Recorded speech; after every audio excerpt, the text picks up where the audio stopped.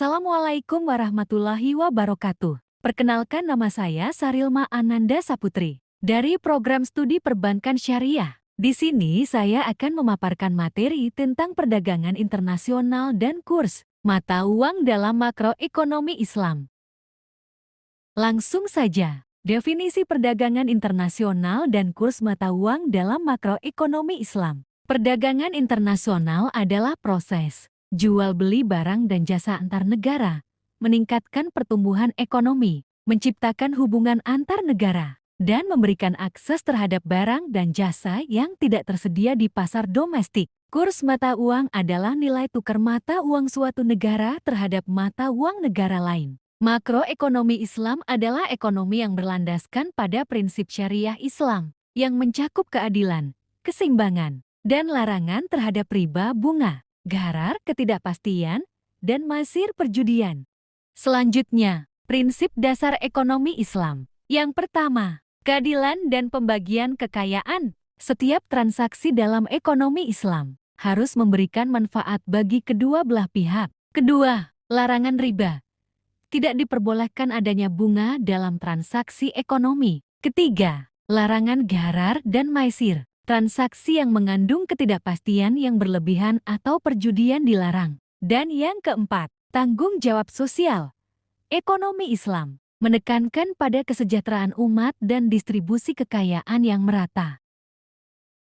Selanjutnya, perdagangan internasional dalam ekonomi Islam. Dalam perdagangan internasional, transaksi harus dilakukan dengan kejujuran, transparansi, dan tanpa ada unsur penipuan.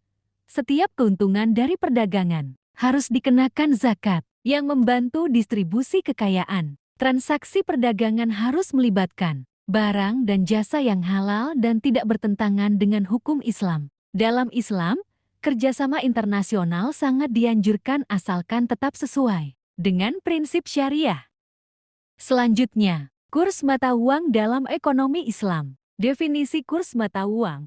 Kurs adalah nilai tukar antara dua mata uang yang berbeda, yang dipengaruhi oleh faktor-faktor seperti inflasi, suku bunga, dan cadangan devisa. Pandangan Islam tentang kurs mata uang.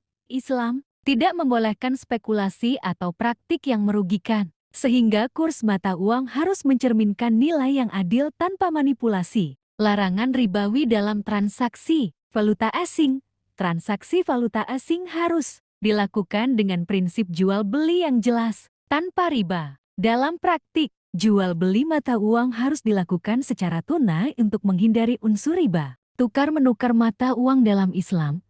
Islam mengizinkan pertukaran mata uang, tetapi dengan syarat harus dilakukan dengan harga yang wajar dan tanpa adanya unsur penundaan atau keterlambatan pembayaran. Selanjutnya, praktik perdagangan internasional dalam sistem ekonomi Islam. Yang pertama, pengaruh globalisasi terhadap perdagangan Islam. Globalisasi membawa tantangan dalam menjaga prinsip-prinsip syariah dalam perdagangan internasional, namun juga membawa peluang untuk lebih banyak negara mengadopsi ekonomi Islam. Yang kedua, peran bank syariah dalam perdagangan internasional. Bank syariah memainkan peran penting dalam menyediakan pembiayaan dan transaksi internasional yang sesuai dengan prinsip syariah, seperti murabaha, musyarakah, dan ijarah. Dan yang ketiga, aplikasi zakat dalam perdagangan. Zakat digunakan untuk memastikan distribusi kekayaan yang adil dan merata dalam perdagangan internasional. Dan yang terakhir, tantangan dan solusi. Tantangan. Fluktuasi nilai tukar dapat mempengaruhi kestabilan perdagangan internasional, terutama bagi negara-negara yang menganut ekonomi Islam. Kurangnya integrasi pasar syariah global. Perdagangan internasional berbasis syariah masih terbatas karena kurangnya sistem pasar global yang sepenuhnya berlandaskan pada prinsip syariah. Solusi, peningkatan kerjasama antar negara dengan sistem ekonomi syariah dapat meningkatkan stabilitas perdagangan internasional. Pengembangan lebih lanjut instrumen keuangan syariah untuk mendukung perdagangan internasional yang sesuai dengan prinsip Islam.